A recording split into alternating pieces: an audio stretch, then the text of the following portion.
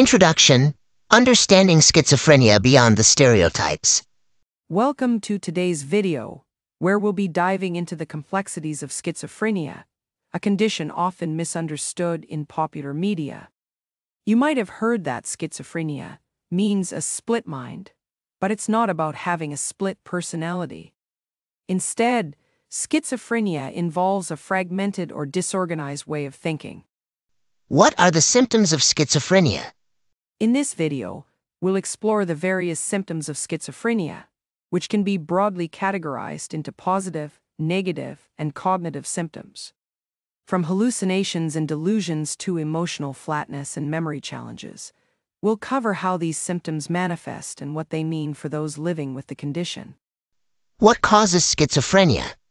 We'll also discuss the potential causes of schizophrenia, including the role of dopamine, genetic factors, and environmental influences, as well as why the disorder remains so challenging to treat. If you're interested in understanding schizophrenia beyond the stereotypes, stay tuned. Misconceptions: Is schizophrenia a split personality? Schizo refers to a split, while phrenia in this context refers to the mind. Although schizophrenia might be interpreted as a splitting of the mind, it doesn't actually mean a split personality, as some media might suggest. Instead, schizophrenia describes a fragmented or disorganized way of thinking. The three main categories of symptoms. Schizophrenia is considered a syndrome, which means it encompasses a variety of symptoms. Different patients may experience different symptoms, but these can generally be categorized into three main areas: positive symptoms, negative symptoms, and cognitive symptoms. Positive symptoms: the presence of psychotic features. Taking a broader view, many human symptoms from any illness are exaggerated versions of normal physiological processes. For instance, everyone has a heartbeat, and tachycardia is simply a faster than normal heartbeat. Similarly, everyone has a normal body temperature, but during a fever, that temperature rises. In schizophrenia, positive symptoms refer to the presence of new features that don't have normal physiological counterparts. These include psychotic symptoms such as delusions, hallucinations, disorganized speech, and disorganized or catatonic behavior. Delusions are false beliefs that the individual holds strongly, even when presented with evidence to the contrary. These can take various forms, such as a delusion of control, where someone believes an external force is controlling their actions, or a delusion of reference, where they think that unrelated events or remarks are directly aimed at them, like believing a TV newscaster is speaking specifically to them.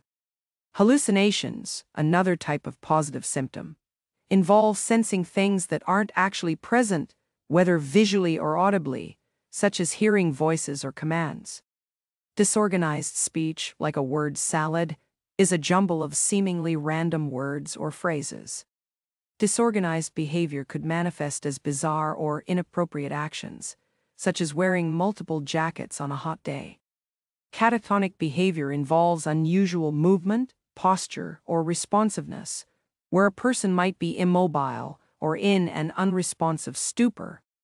Negative symptoms: the absence of normal functions. Negative symptoms, on the other hand, involve a reduction or absence of normal functions. This could include a decreased ability to express emotions or a loss of interest in activities that were once enjoyable. One type of negative symptom in schizophrenia is called flat affect, where a person doesn't show the expected emotional response to situations. For example, if they saw something surprising, like a small monkey playing in their living room, they might just sit and watch without any reaction, as if nothing unusual were happening. Another negative symptom is alogia, or poverty of speech, where the person's speech lacks content. For instance, if someone asks if they have any children, instead of saying, "Yes, I have one boy and two girls," they might just say, "Yes." A third type of negative symptom is avolition, which involves a decrease in motivation to pursue goals. This might manifest as someone staying home for extended periods without making an effort to connect with friends or find work. Cognitive symptoms: Challenges in memory and understanding. Cognitive symptoms in schizophrenia include difficulties with memory, learning, and understanding others. These symptoms are often more subtle and harder to detect, sometimes only revealed through specific tests. An example might be someone struggling to keep track of multiple pieces of information at once, like a phone number and an address. The phases of schizophrenia.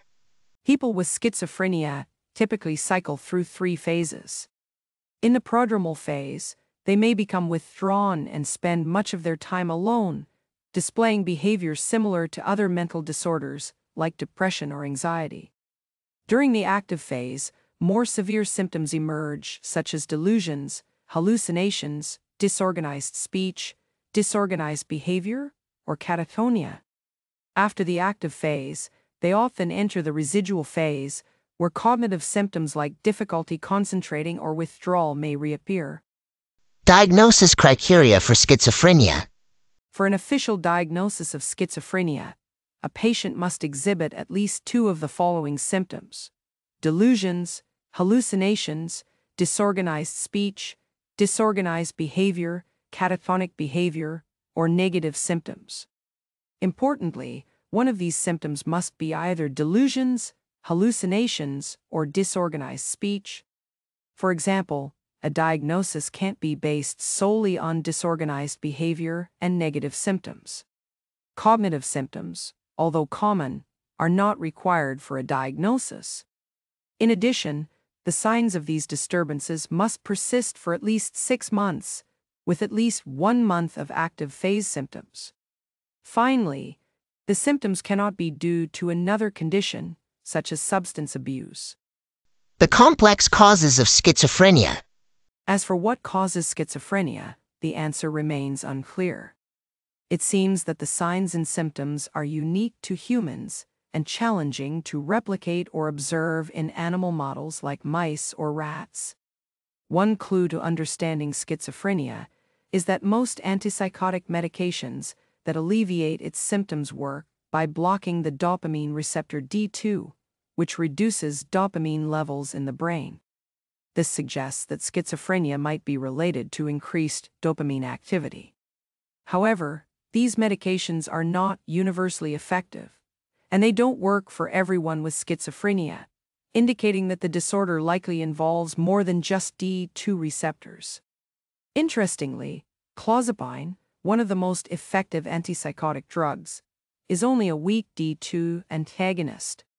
This points to the involvement of other neurotransmitter systems, such as norepinephrine, serotonin, and GABA, in the disorder.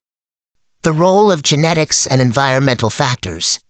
Genetic factors also appear to play a role, as twin studies have shown a genetic basis for schizophrenia.